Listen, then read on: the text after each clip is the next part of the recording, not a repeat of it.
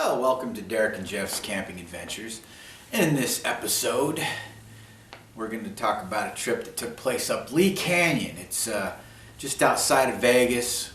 It runs adjacent to Kyle Canyon, which goes up Mount Charleston. And I haven't found a whole lot of outdoor stuff up that road. But next to it's the Lee Canyon Road. And at the very top, there's the ski resort. But all along the way, there's some really cool outdoor places to, camp and do outdoor stuff. So Derek and I decided to head up there. And I just got in my pickup truck, little Nissan, and I had outfitted it with some tent stakes in the side rail post holes. And I rigged something up, and I was going to test it out. And it was pretty cool. I got some pictures of it here. So we did an APB on this one. We put it on Facebook, and we were inviting everybody out. And we gear up and we head up, and we find a spot what's called Blue Tree. And we don't go deep into Blue Tree on this trip. We kind of stayed maybe in the middle, towards the front, and there's people, here and there. And we find a nice little spot, and I back in, and I'm testing out. There was still a little snow on the ground. It was pretty cold. Derek always liked camping in the cold. He said the colder the better. He was raised in the Michigan outback, and he loves that cold weather. So, it didn't matter what season it was. If we felt like going, we went. And so I get my setup, and he's got the gazebo up, and he's all set up, and we're chilling and stuff. And nobody shows up. We're like, oh, whatever. So we're chilling. And all of a sudden, car pulls in across from us. And another one. And then another one. And then another one. And then another one. All these cars start pulling in. These people start getting out. And they're not dressed for hiking or camping or any outdoors. They're dressed in these costumes. I'm looking over. I'm like, okay, maybe it's some kind of cosplay thing, or maybe they're, going to do sword fighting, or maybe they're shooting a video or something. And there must have been like 30 to 40 cars that packed into this little area, just like sardines. And, it's kind of interesting. They're paying us no mind, we're paying them no mind. And then finally this one guy gets out, and he appeared to be some kind of grand poobah. Big white robe, and he's got a little bit of swagger, and he goes off, and they walk up to this spot above us, maybe about 30 yards, 50 yards, something like that, and they're all gathered. We're just watching them, minding our own business, but we're kind of, what are they doing, After a little bit, these two gals come down and introduce themselves, and they said, we're having a ceremony up here in a little bit, and you guys are welcome to check it out. And they're being real nice. And we're like, okay, well, thanks. That's cool to think about it. And then she gets this attitude change when she says, but do not bring your dog. If that dog enters our sacred circle, it's going to be very upsetting. And she got really upset all of a sudden about it. And her total 180 in attitude. She was really sweet and nice, and then all of a sudden she's about, just think about your dog. My dog's about this big, And I'm like, well, one, I probably wasn't going to go anyway, and now that you talk about the dog that way, thanks. So they left, and it's no big deal. And they start having their ceremony. And it was kind of interesting. We're just kind of sitting there watching them. And during the ceremony, there's these crows flying around.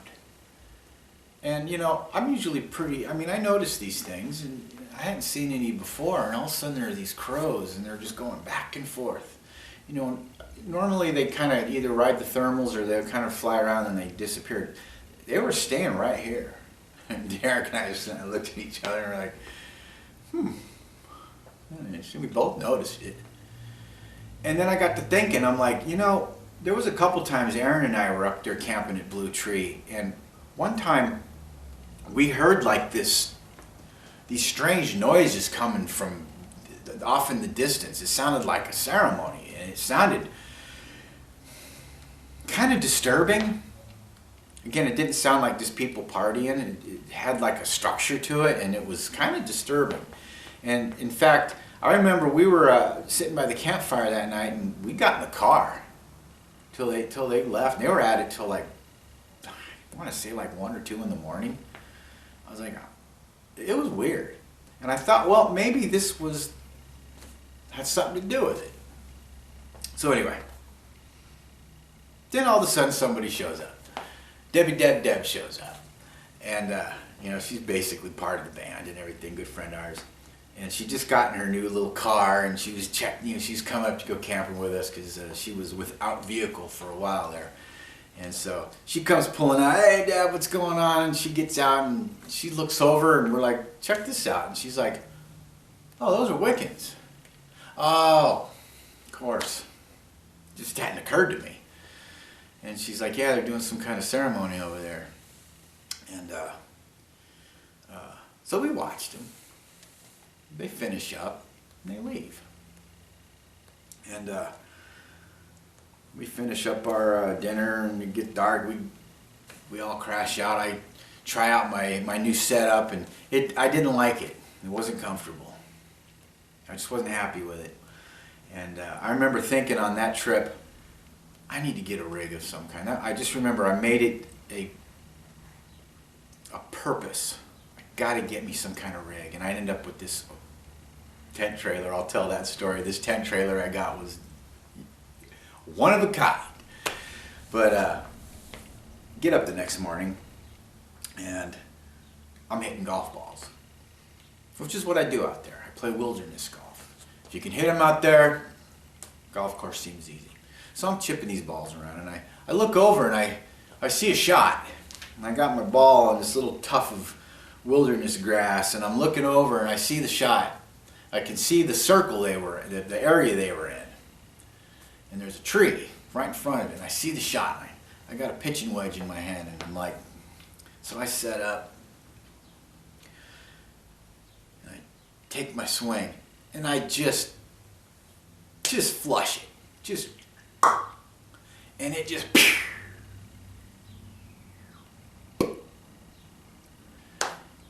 I greened that thing. Perfect shot. I go walking over to get my ball, and I notice, yep, I hit it right in the middle of the sacred circle. And I kind of walk, I didn't even want to step in it, I mean, they're gone, I didn't, but it just seemed kind of like, I don't know, I just didn't want to step in it. So I reach over and I get my ball, and that was that trip. A couple other things. That night, Derek smelled something, and I did too. And he said, it smells like a cat to me. And the next morning, Debbie's car had these big paw prints on the windshield and on the roof. There was a cat of some kind crawling, probably a bobcat, I guess, was crawling around in her car. And that morning, we shot the rifle. Really not a good idea to shoot there. I haven't since, but that morning we did. We found a little embankment to shoot in. We set some targets up. And we hung a quarter, maybe it was a nickel, from a string or something. I couldn't hit it, and I'm a pretty good shot.